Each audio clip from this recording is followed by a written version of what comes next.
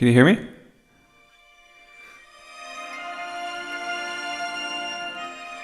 Yeah, it's right.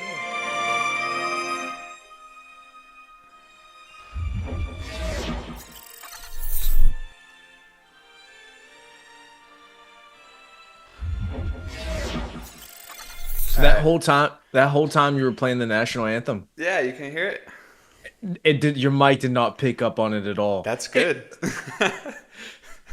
The Matrix attack is already happening.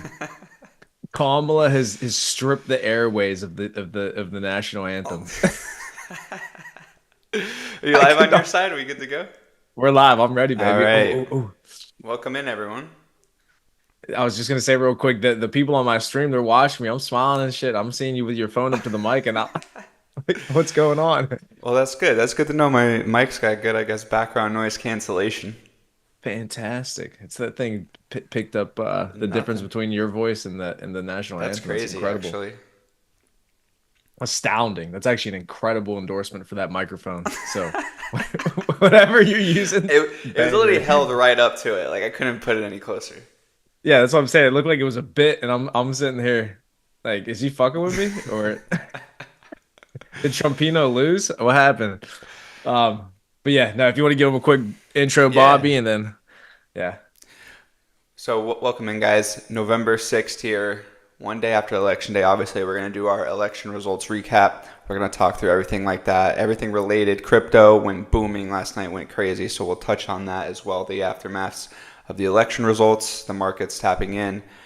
But this is the Gentleman's Code, episode 13.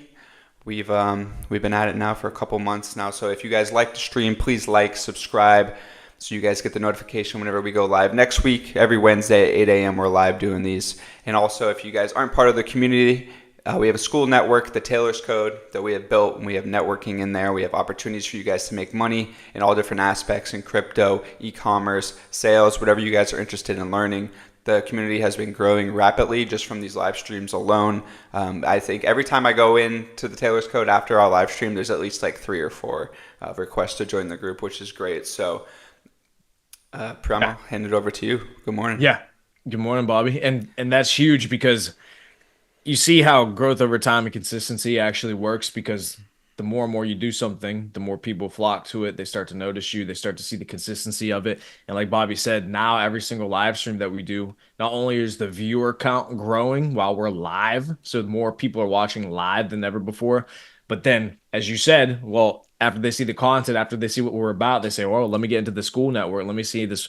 What this? What's this network? This university that these guys are talking about?" And then we continue to connect and grow the network. We started with about 3 or 4 people in the close network outside of the Taylor's Code where we chat all the time, talk about crypto, talk about making money, etc.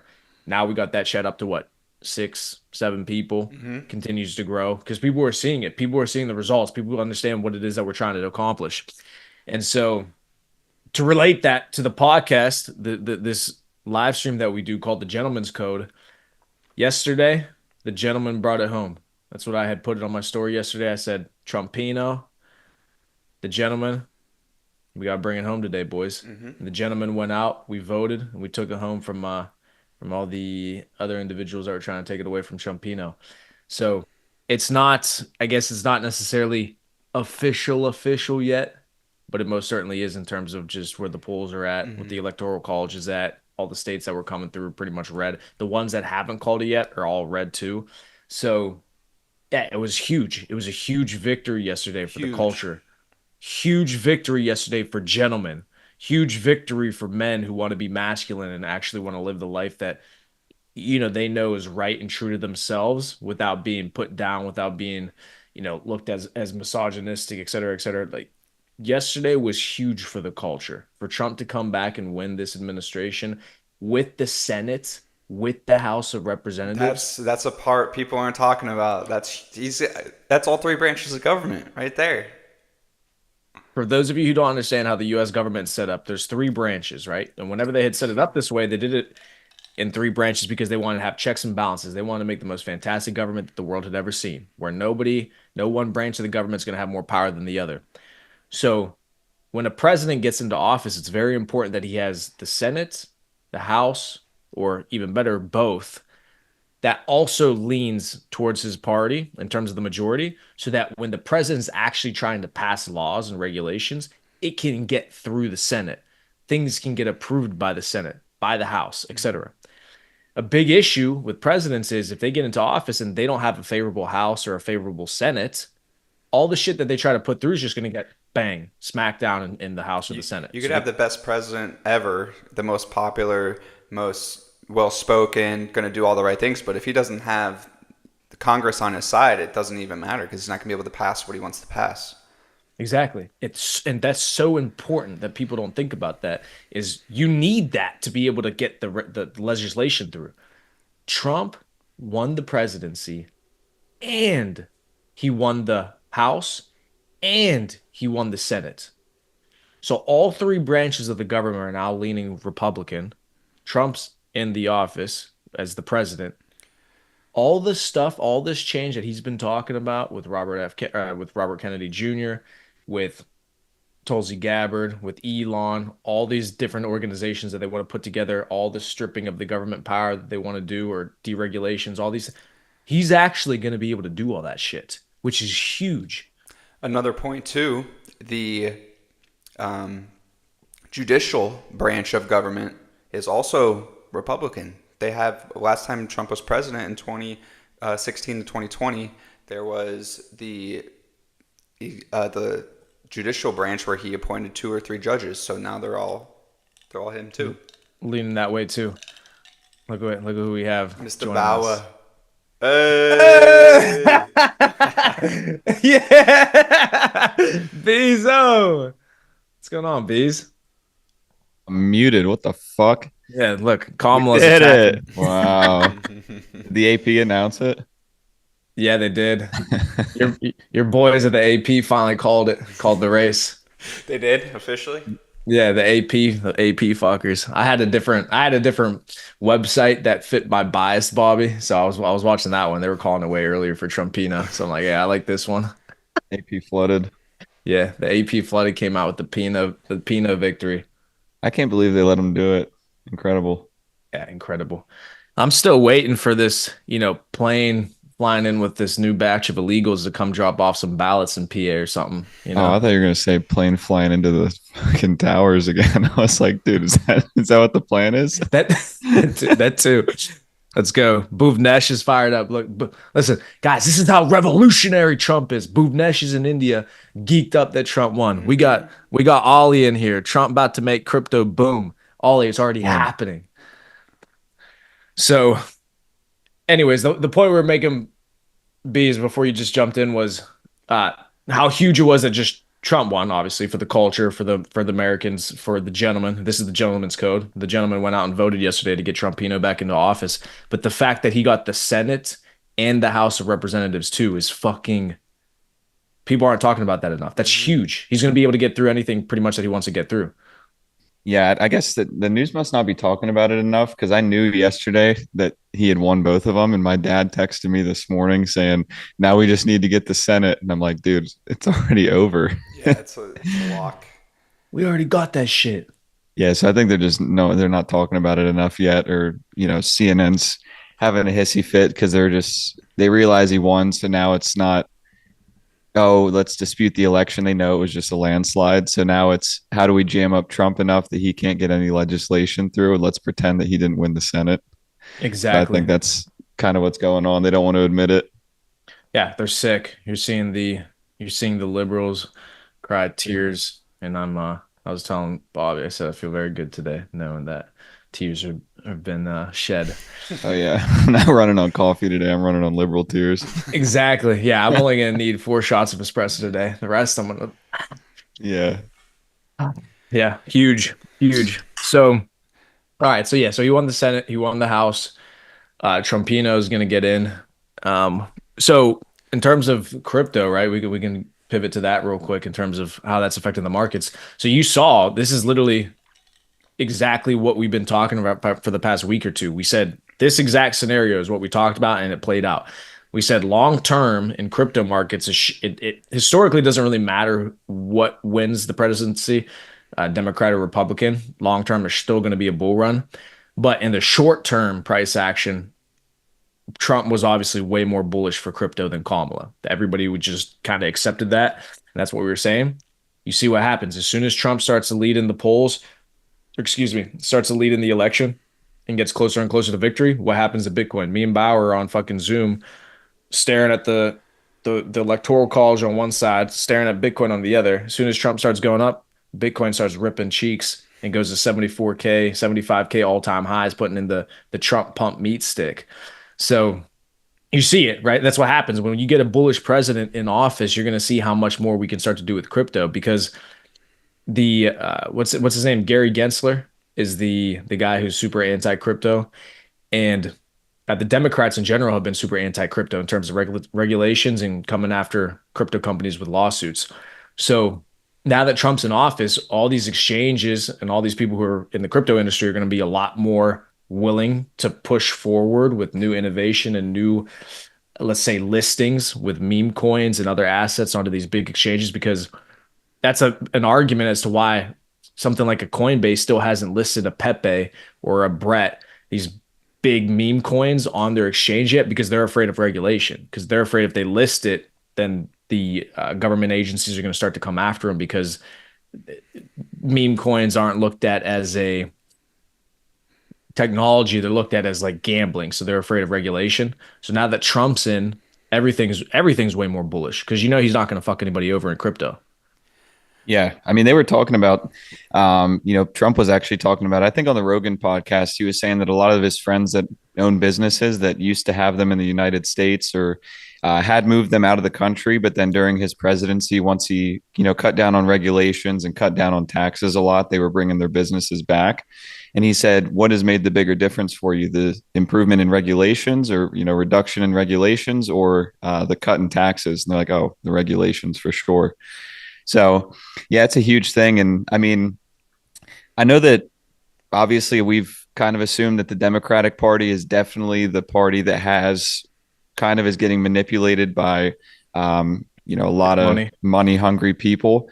And so you think about companies like Goldman Sachs and a lot of these massive, massive investment companies that definitely have, a say in the Democratic Party with those companies, I mean, whenever there's billions and billions and billions of dollars of institutional money flowing into crypto, that's money that's not going through Goldman Sachs and all these other huge investment firms.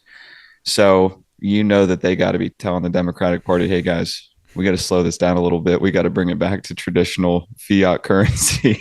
Right. So yeah, definitely huge. Yeah, I was actually on with my dad last night watching, and he's like, this is just the beginning. He's like, this is just the election. I imagine 4 years of crypto friendly policies, getting it out of the institutional money, like you said, and just more people getting in investing over the next 4 years. And Trump's one of the lines he likes to use for crypto is maybe we'll pay off a little debt with Bitcoin. And that's like his line. That's so hopefully in the future, if that's his goal, he better pump it because we got 35 trillion in debt to pay off. So maybe if Bitcoin gets even nearly up there, it'll be a way for it to pay off some debt. We'll see what happens. Think about Trumpino injecting some government liquidity into Bitcoin. If they start buying up Bitcoin, the government, oh my goodness. You Oh think yeah. We you get guys the we get the boomers and the government giving us liquidity. Right, think about that Trump pump. Trump says, "All right, open up the government spending. We're buying $10 billion worth of Bitcoin. Everything that's what I'm saying. People are saying now the super cycle is going to happen, et cetera. With crypto, everything's so much more bullish, and they think it's going to be a longer term cycle now because of, I mean, 4 years of Trumpino. I mean, he's going to be pumping the bags big time. I mean, listen, his son Barron got 5 or 6 wallets, he said, so he's going to pump it for Barron. Yeah, it's just going to be super bullish for crypto. So we know that. So crypto, we know what's going to go on with that. But I think yesterday was also really interesting to see how much the culture has shifted back towards sanity and common sense and traditional values. Because with the last election, you saw how close it was with Trump and Biden. Everything was coming down to the very last minute. Everything was like 0.5% victory in some states, just super, super, super close race. But this election, you could tell the energy was completely different. You could feel the momentum for Trump. You could feel everybody coming out for Trump. You could feel people who've never voted before decide to vote this cycle. That was me. I didn't vote in 2016 because I didn't care. I was at that time in college. In 2020, still didn't vote, still didn't really care, didn't really, I just didn't, I didn't feel compelled to vote, nor did I care for either person. But this election cycle, I completely different attitude towards it. I knew I had to vote because if I didn't vote for Trump, then I knew myself as an individual and the way that I think and the way that I perceive myself and the way that I carry myself was going to continue to be frowned upon under an administration with Harris. So for the culture, just for being like I said, this is the gentleman's code. Just for the culture that we have and being an old school gentleman, we had to go out and vote for Trump so we could have that peace of mind that, oh wait, people do still think like this, people still aren't, so there are a lot of people that aren't fucking insane, right? And you saw that with how everybody pretty much voted Republican this cycle. You voted because you got bread now. Let's be honest. That's actually that's definitely that's true. You don't That want the is true. government pocket watching you. Yeah, let's be real. That's I wasn't even thinking that, but that is 100% what it is. That is definitely what it is. Because 2020, I was broke. This time, definitely not. So You I was got like, some okay. stake in the game now. Yeah. You got some chips on the table. I got 70% of my net worth in crypto, so I kind of needed a Trumpino win. Well, I that's a think good something point. that's. Oh, go Oh, ahead. go ahead, Bobby.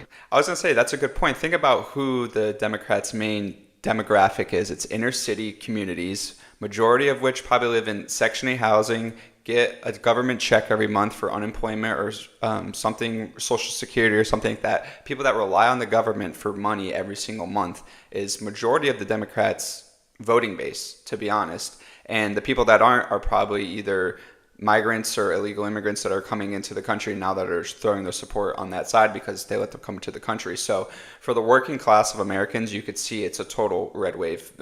Everyday Americans who go out, plumbers, construction workers, truck drivers, police, firemen, everybody like that who just wants to make their normal salary and not have to give half of it to the government is on board with Trump.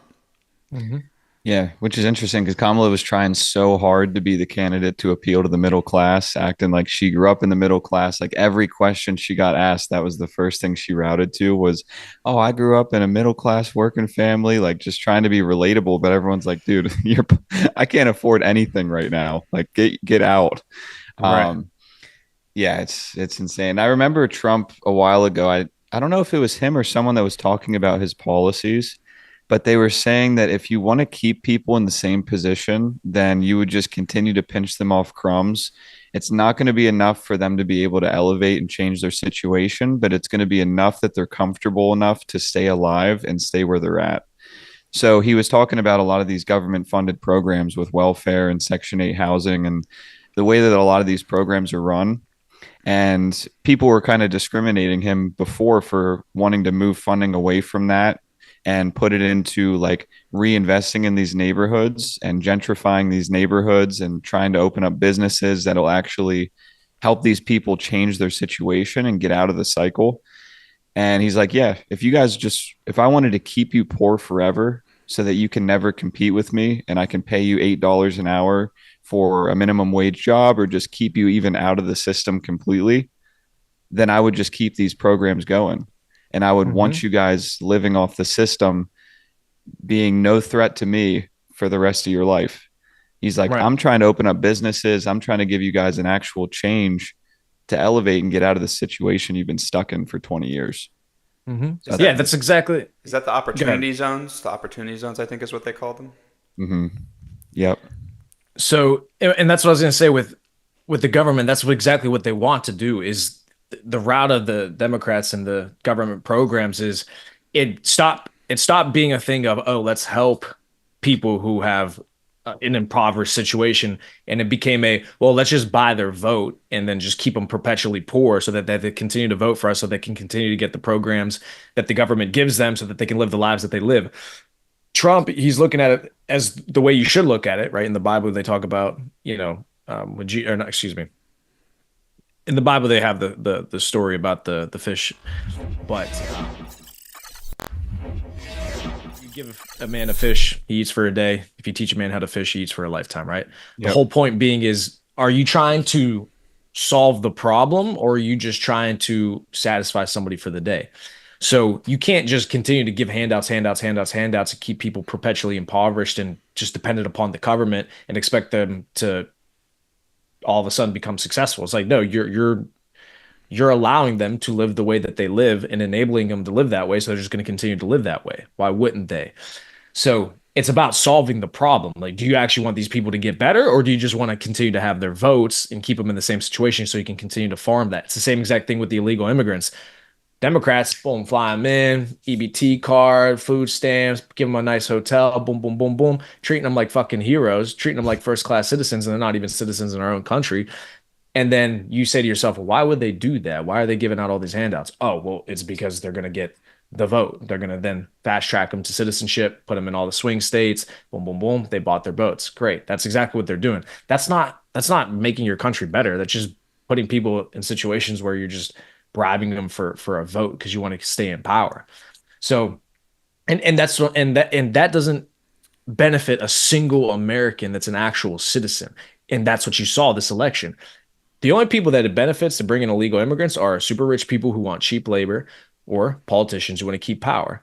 So the majority of people in the United States, of course, it's not what they want. 84% of people, when they did polling on should there be voter IDs at elections, 84% of Americans said yes. So then why, if this is a democracy, though, how in the fuck is California passing laws where it's illegal to see voter ID? So again, it's not because this is what the people want. It's not because it's going to benefit the people. It's just it's going to benefit the small minority. So that's what they're going to try and do. Yeah. And I mean, it's not, Tim Dillon was talking about it last night. He's like, it's hardly even benefiting the illegal immigrants that are coming into the country too, because it's like they're getting treated so much worse than a normal. Well, I mean, they're getting obviously better treatment than they should be for being an illegal in the country, not even supposed to be here in the first place, coming across, yeah, like literally are criminals just hiding out in the country. So they're getting better treatment than what they should, but compared to, an immigrant that comes in the traditional way and actually has citizenship and is going to get paid a normal livable wage and be able to have health care and all these different benefits that they're supposed to have. So really it's not even benefiting these people. And like, yeah, I think I talked to you about it before. They were saying a lot of the Latinos that they had spoken with that actually came into the country the right way were one of the most pissed groups of people about the border being open. And they're like, yeah, they're taking our jobs, they're destroying our wages, they're giving us an unfair competition because they're getting paid under the table, pennies on the dollar.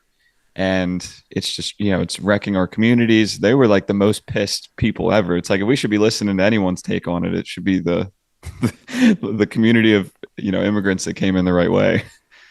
Yeah, I mean, Paramo, you know that firsthand. Your parents are both immigrants. I'm sure you have their opinion on it. So I agree. I know plenty of people that come from immigrant families, and their parents had to work decades to get their family here. My girlfriend's family came from Iran, and it took her father years to get his family here, as opposed to just walking across the border and doing it and then getting checks every month to live in a New York City hotel. So it's a lot different for people, and I think people understand that.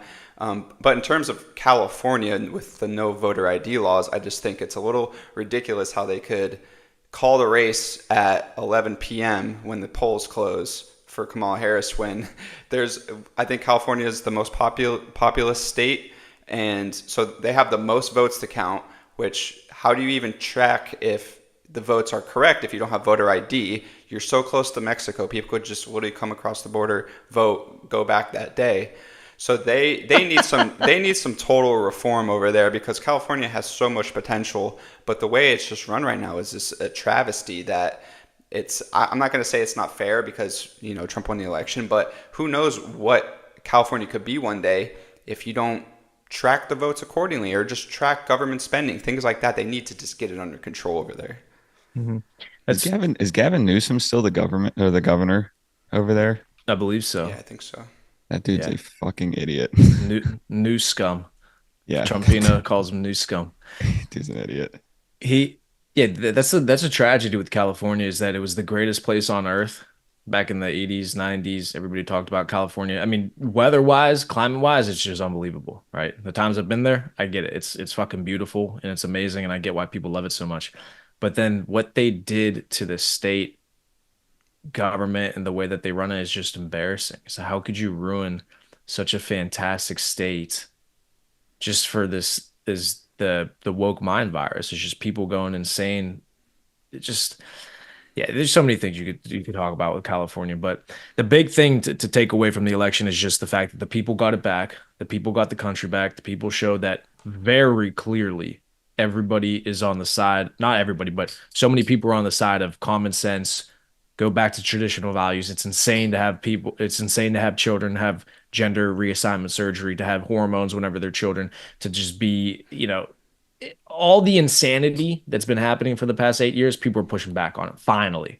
Because people with actual voices are starting to stand up and voice themselves and let people know, no, wait, this is actually insane. I don't care if I'm going to get pushback. I don't care if I get thrown in jail or lawsuits, etc. Somebody like Tate is a great example who came out and just said, fuck it. I'm going to say what I want to say. And people were saying, oh, thank you. Somebody actually thinks what we think. Now we feel empowered to go ahead and get behind this person and say, yeah, we agree with them.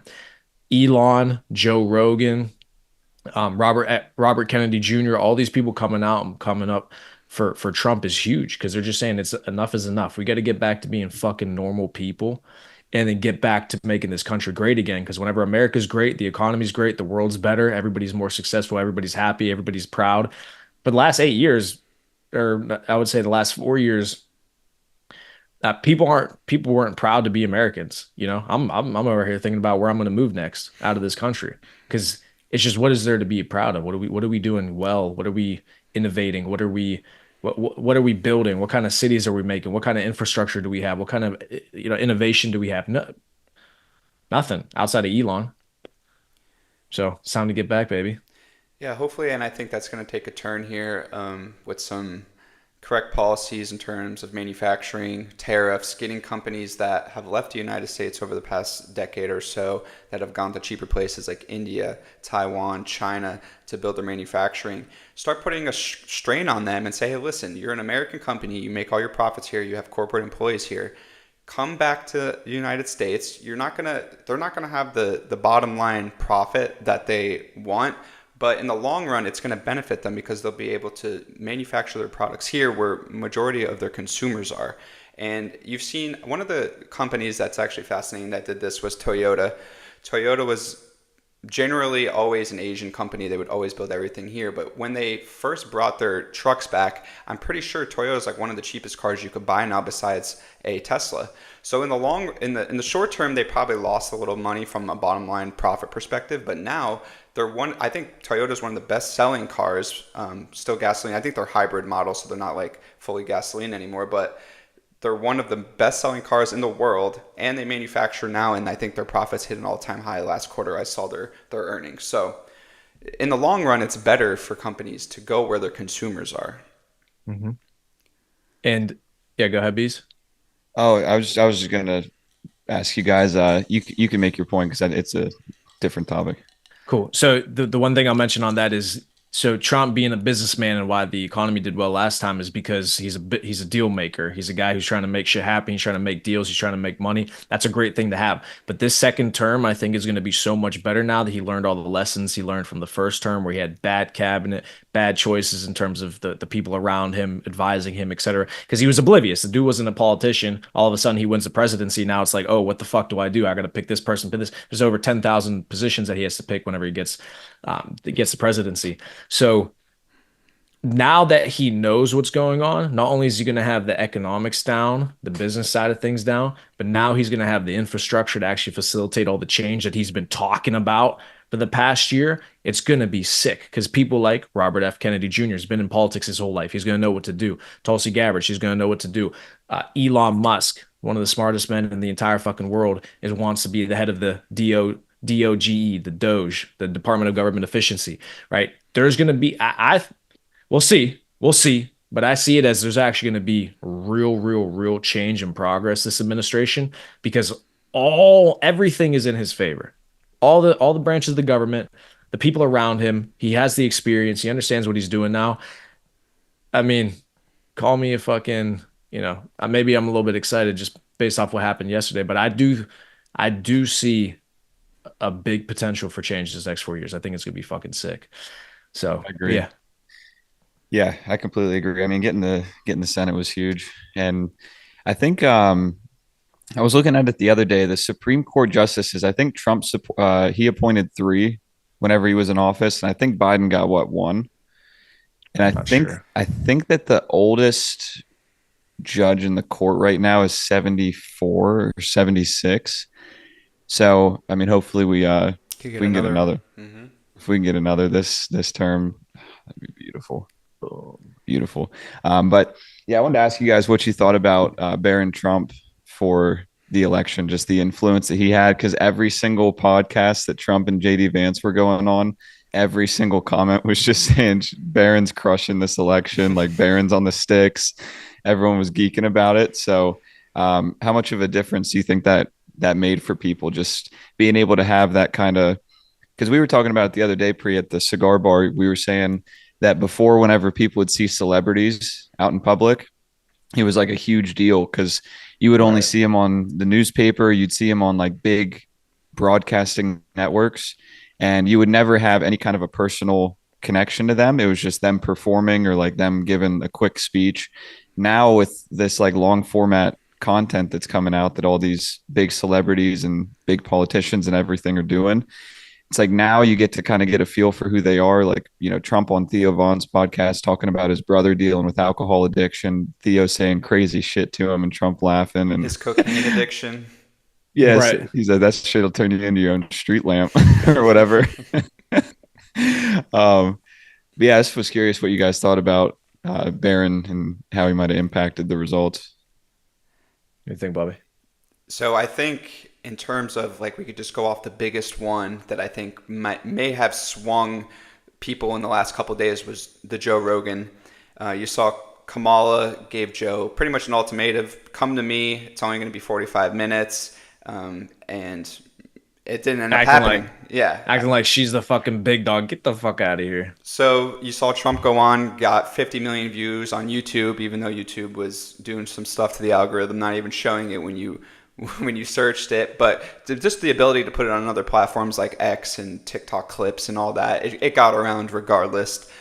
So I think podcasts like that, and like you said, Theo Vaughn, he was on one of the first ones that I thought was actually going to change some voters was, I don't know if you guys know who Aiden Ross is. He's a streamer. Trump was Mhm. on his stream back in, I want to say maybe August or July, sometime in the summer. And I was watching it live. It was like 500,000 people watching it live, Trump and Aiden Ross stream.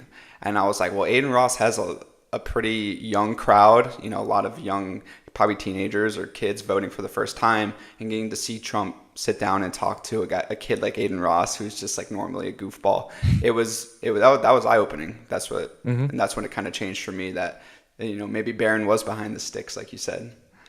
No, I think Barron's killing it. He's killing it. He is. I believe he is the reason that Trump won because there's two big things that those podcasts and those live streams did for Trump. So the first one and the obvious one is that it made him more human, and people actually got to know who he was. So that makes if people think you're a human, they can connect with you on a personal level, makes it much easier for them to rationalize voting for you. With Kamala, she at no point ever humanized herself. Everything was fake. Everything was scripted. Everything was ha ha ha ha ha. I mean, She's not a human.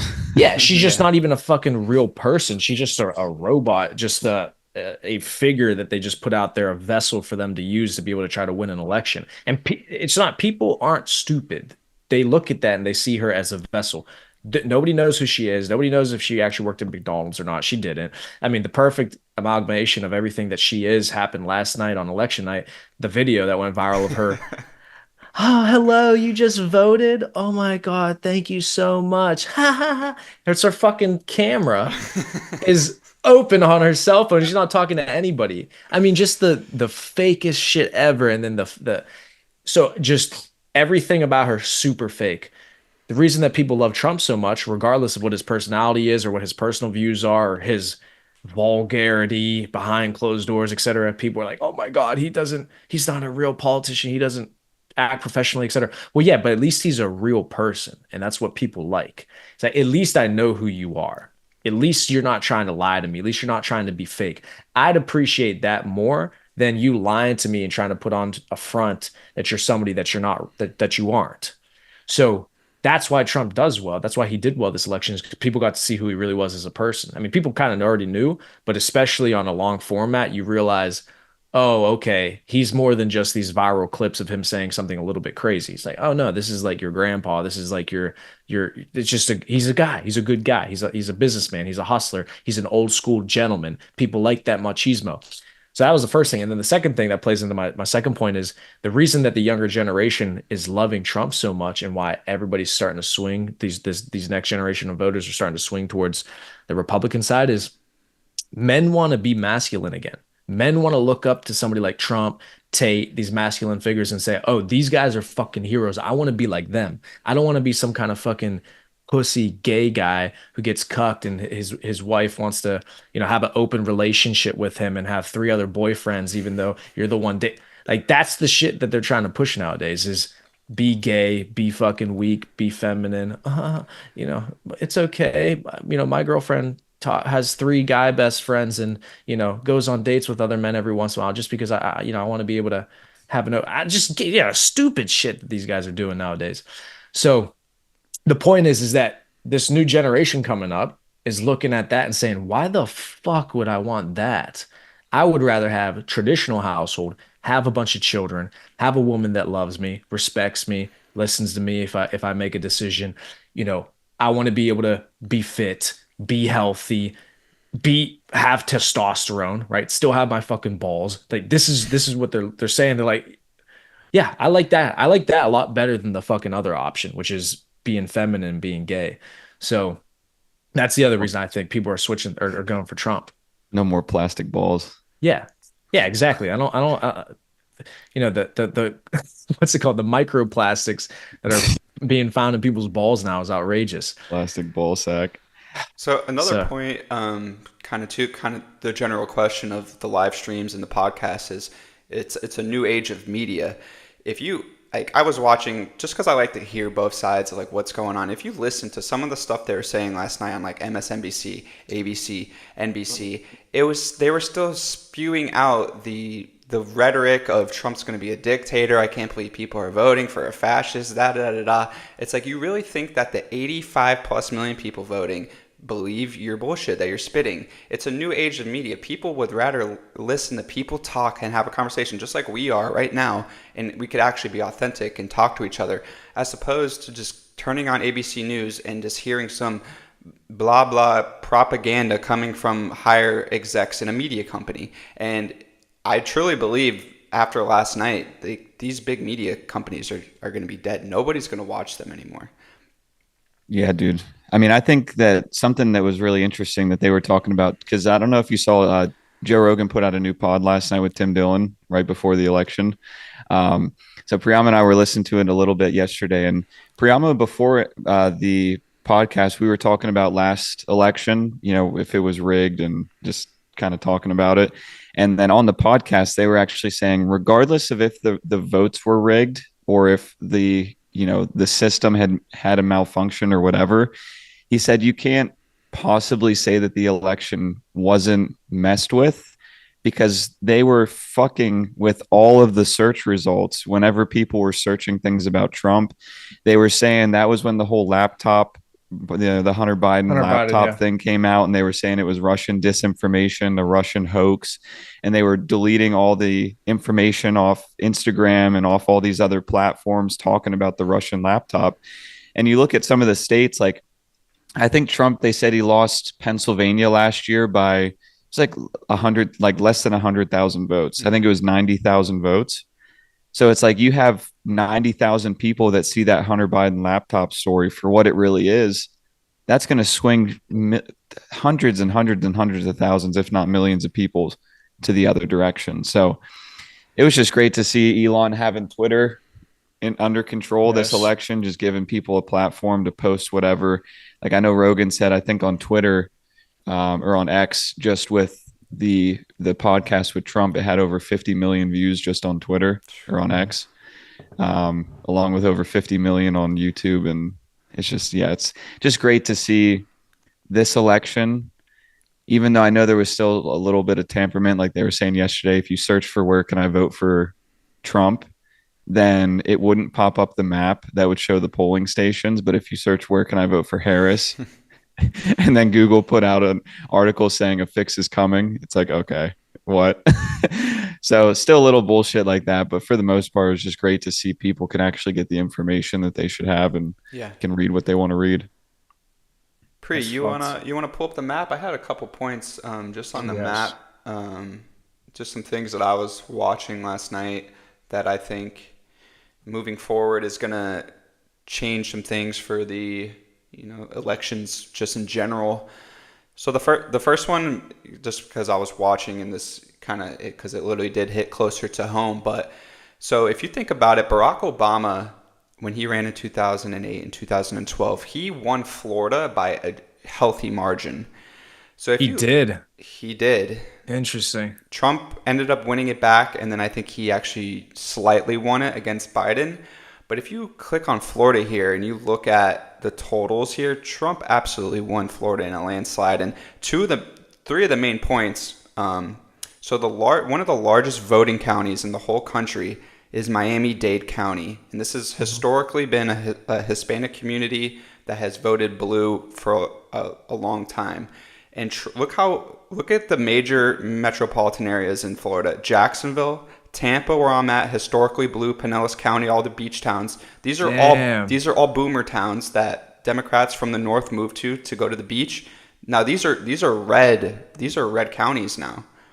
Miami-Dade County, one of the largest voting counties outside of Los Angeles and New York City, is red now.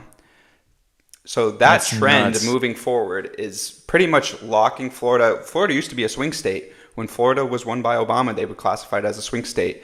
So that's the first one. Is I don't think Florida is any longer going to be a swing state, just based on the policies and the way it's been governed over the past 8 years or so. People, especially since COVID, people are really liking the way it's governed. So I don't see a major change here. So I thought that was interesting to check out. Just Miami, Tampa, Jacksonville, there alone is 8 million people. That's a great thing to point out because cities, I mean, you look at any state, the major cities are literally almost always blue because that's just how cities vote. So you look at that map and you see the Jacksonville, the Tampa, and Miami all red. That's huge. Yep. That's I mean, I didn't even notice that myself. The significance of that is fucking insane. Because I mean, you look at a PA, this is how almost every state looks. You see Pittsburgh, all the major cities, it's always blue, blue, blue, and then the rural areas are always red, Yep. right? So for Florida to actually get the major cities to vote red, Yep. that's huge. It's That's huge. fucking DeSantis. sick. Yeah. Damn. DeSantis Also, is a big dog. another one too, if you click on Texas, so kind of similar to the Florida, it's not exactly so the Dallas Fort Worth area. Mhm. Dallas Fort Worth, if you see those kind of the slightly red boxes around Dallas, those were historically the Dallas suburbs were blue as well.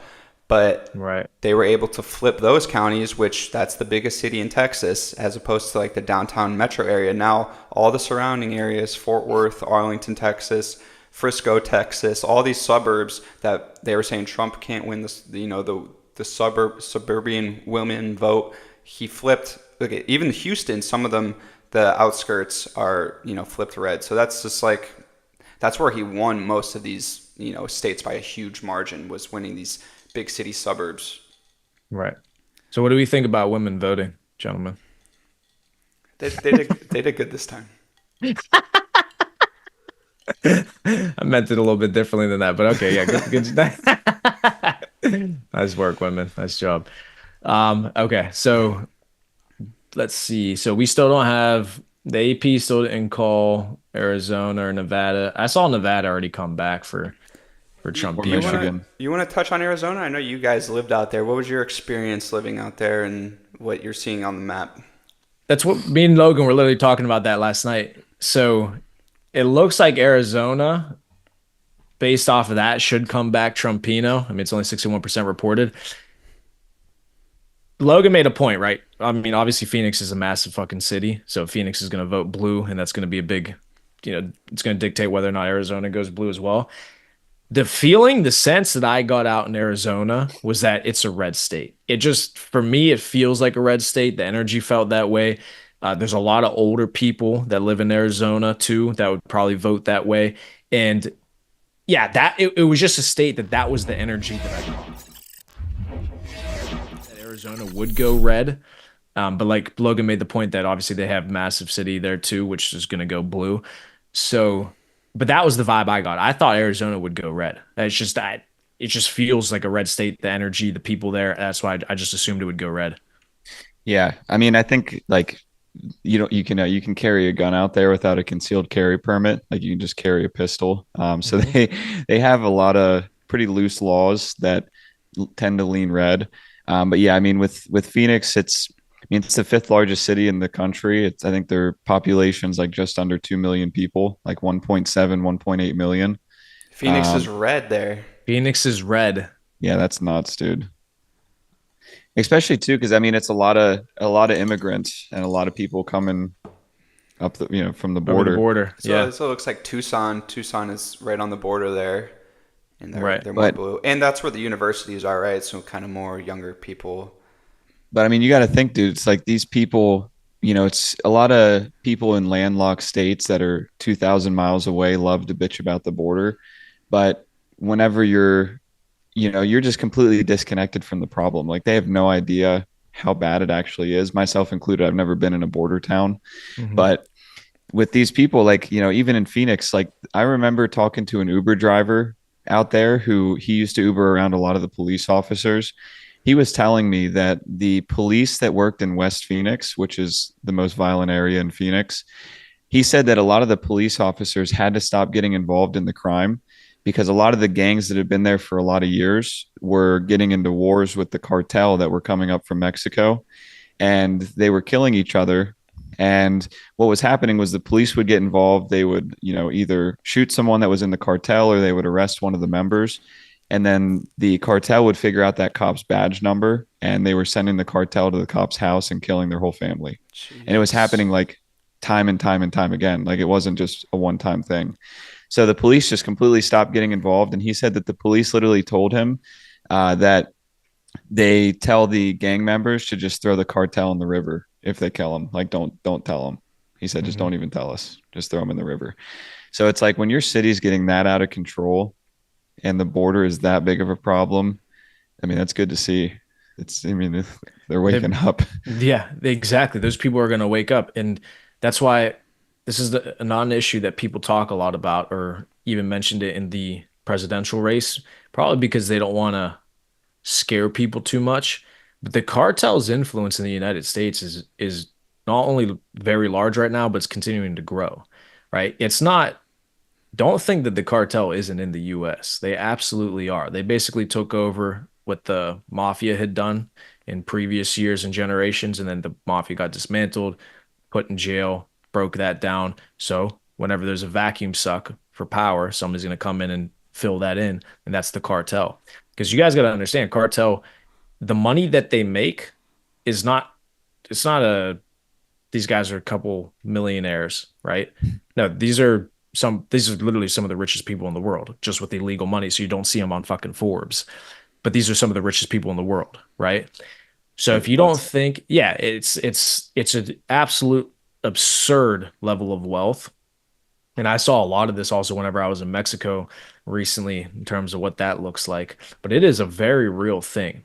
And to think that the cartel, number one, isn't in the US, and number two, they aren't influencing politicians, government officials, judges. If you think that that money isn't getting into somebody's pocket in the US, you're sadly mistaken. Mm. And so we got to be super careful about the way that we just let people across the border because that's allowing these organizations to continue to flood the gates into the United States. And then what's going to happen? Eventually, they're going to continue to take control to the point where you don't think it's possible in the United States, but there are states in Mexico that are literally called narco states.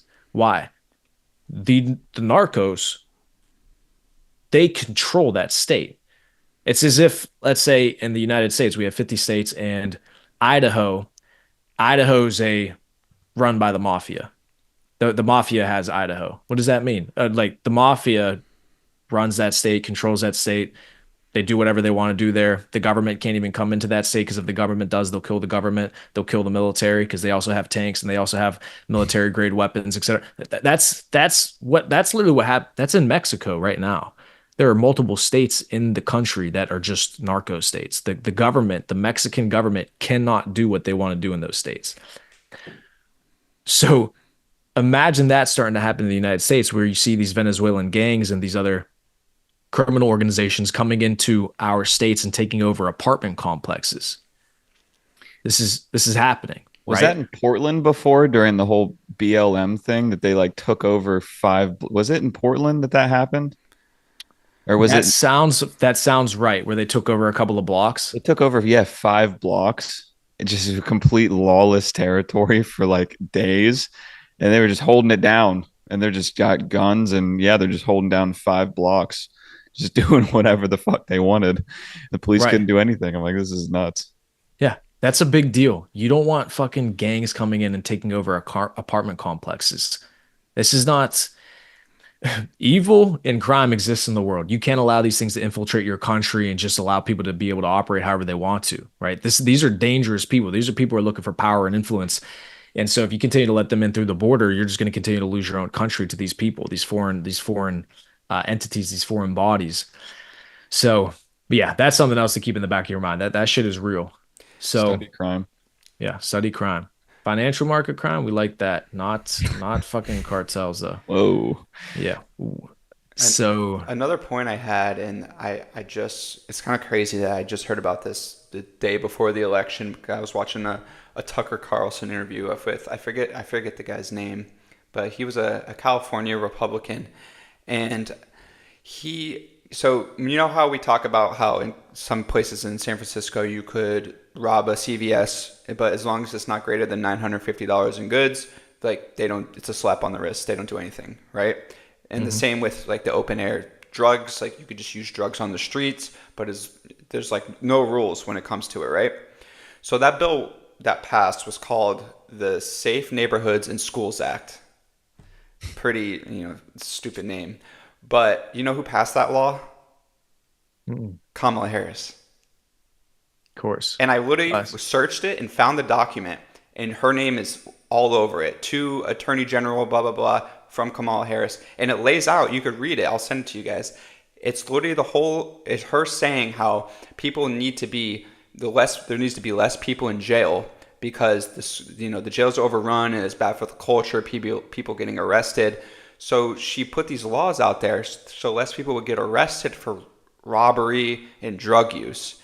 And I just found that fascinating that nobody wanted to talk about that for a year while she Mhm, was running. Like that's one of the worst bills ever signed into law that I could think mhm. of. And they just brushed it under the rug like it was nothing. And you see it. I mean, you can see videos of downtown San Francisco all the time. There's like poop everywhere and there's Yes. drugs use and people stealing from stores. So I just thought Guys, that was crazy. Dude, there's you, an app for it. In San Francisco, there's literally an app that shows you where the poop is so you can avoid it. It's insane. But yeah, I mean, that's like crazy. It's just bad for the culture that we're arresting people for doing crime. Yeah. Oh, yeah, imagine. yeah. Imagine we enforced the law. Oh shit. Whoa. Yeah. No, I know what you're talking about, Bobby, and that was the thing with California and how it's a failed fucking state is because they're going bankrupt with how many people are leaving their state because it's fucking awful. And so their prisons were overcrowded and they were breaking a federal regulation in terms of you can't have 125% of the capacity in a prison or it's overpopulated, et cetera. So yes, so what Kamala Harris and California had to do is they said, well, we're not going to build more prisons because we don't have the money for it. We don't have the institutional ability to be able to accommodate all these criminals. So we're going to have to pass legislation that's going to just get people out of jail. And so one of the stipulations to be able to get these people out of jail was, non-violent crime That's offenders. the term they used. Yes. And of the violent offenses you could have been incarcerated for, there was only about 16, if I'm correct, if I remember correctly. 16. But out of that 16, what ones weren't on the list, what ones didn't make it on the list? Some forms of rape, some forms of violent crime that just didn't meet the criteria for their violent crime, etc. And they were only going based off of your previous offense, your most recent conviction. So if your most recent conviction was, possession of marijuana, then you were considered a non-violent offender, even though you spent 10 years in jail for stabbing your girlfriend. But because it wasn't your most recent charge, you could get out on that. So they Just were delusion. releasing d- delusion, and you can go look at it. It's real. You could just go look at it, right? Go look at legislation. Like Bobby just said, you can just read it and see what Yeah. it says. And And she so that's wrote that. She wrote that. yeah. Well, she didn't. Her brain didn't write it. She had her donors and Yeah, her you're right. people. Yeah. Should ask El Those. Salvador about how to fill up a prison. Yeah. Yeah. You want a safe society? Go talk to Bukele, wherever the hell his name is. Yeah, Bukele. He's a hero. El Salvador's president. He's a hero. So that's compassion. That's how you take care of your society. You don't have empathy for the criminals. That's shallow. That's stupid. Oh, I have empathy for the criminals. Let's let them out of jail. Let's no, no, no. You don't have empathy for the criminals. You have empathy for the people that are being fucking ravaged by the criminals. You have empathy for the store owners that are getting robbed every single day. You have empathy for the people that are getting stabbed on the streets, and then you call the cops and nobody shows up to help. Those are the people you have empathy for. And that's what Bukele has shown you in his country, El Salvador, why people are so safe there now, why they love him so much. Because he said, this is fucking stupid. Why would I have empathy for the gangs, for the drug lords, for the people murdering everybody in the streets and making us the murder capital of the Western Hemisphere? He said, no, I'm going to have empathy for the fucking grandma who wants to be able to walk down the street without getting her purse stolen. So, and now you see how safe that country is. It's like that's empathy. What is this world we live in where we want to release rapists? What do you think as far as deportation goes? Because I know that obviously whenever the El Salvador was doing a lot of the arrests at that huge scale, obviously with the size of their country, I mean, that per capita, the crime there was insane. I think like the highest in the country. So I know they had a lot of people to arrest. They had a lot that they were dealing with. But when you look at the entire United States, I mean, obviously a lot of the problems are kind of centralized to the cities, which would make it a little bit easier in specific areas. But how do you guys think deportation? Like, do you think he's actually going to be able to do mass deportation? Because I know he talks about it, but I know in El Salvador, they said whenever they started doing it, obviously a lot of the gangs and a lot of the cartel members, like they're waking up to it. They know it's happening and they just started committing crimes just for no reason because they're like, okay, well, we're going to get arrested. Let's just start wilding out. Let's just start destroying everything, shooting random people.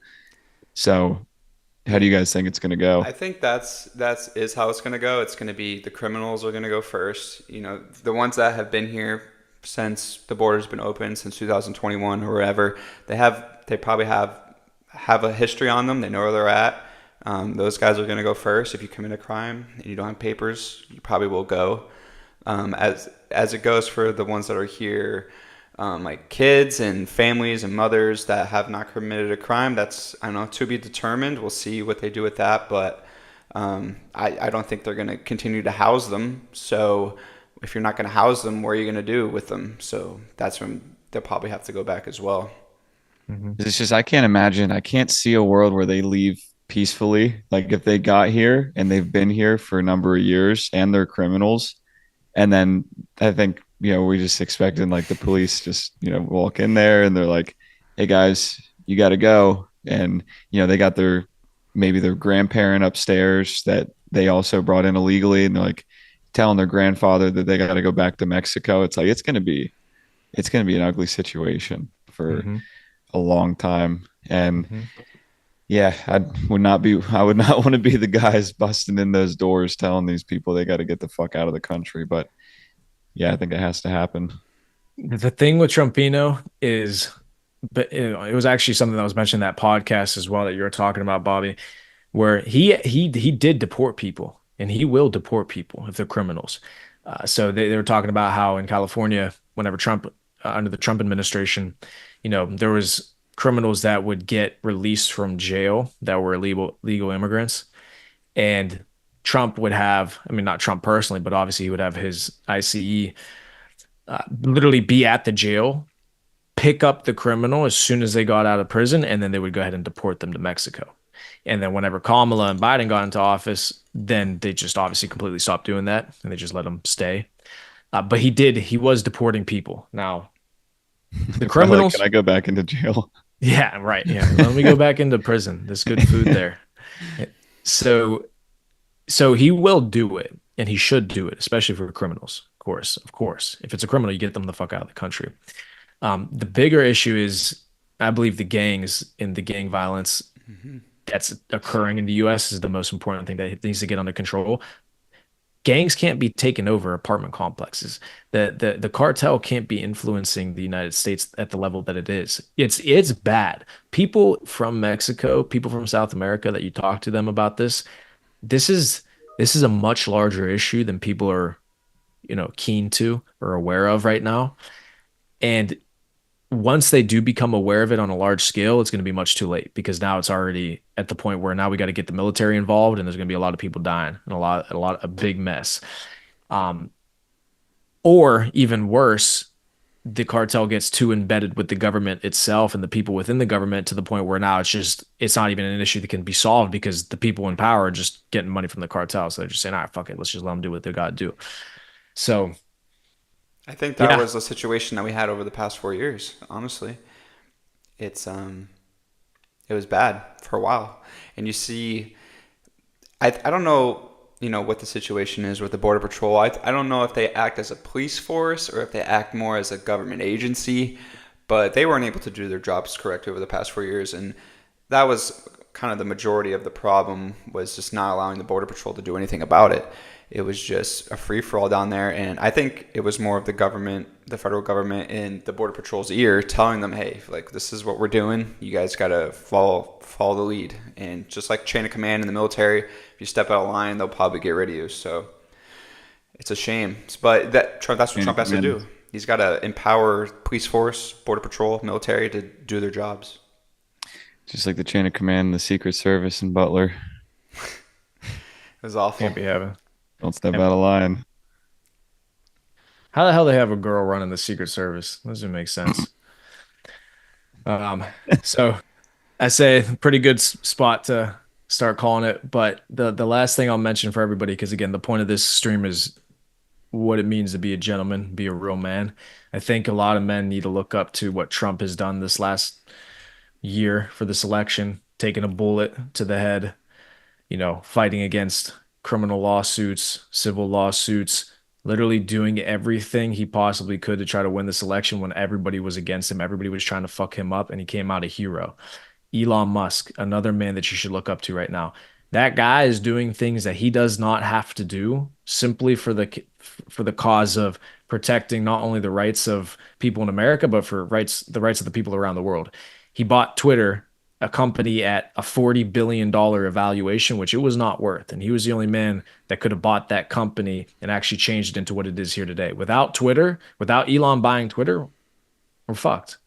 We're fucked. We're stuck watching the legacy media. People are being censored on Instagram. People are being censored on Facebook. People are being censored on Twitter. You don't get the real information.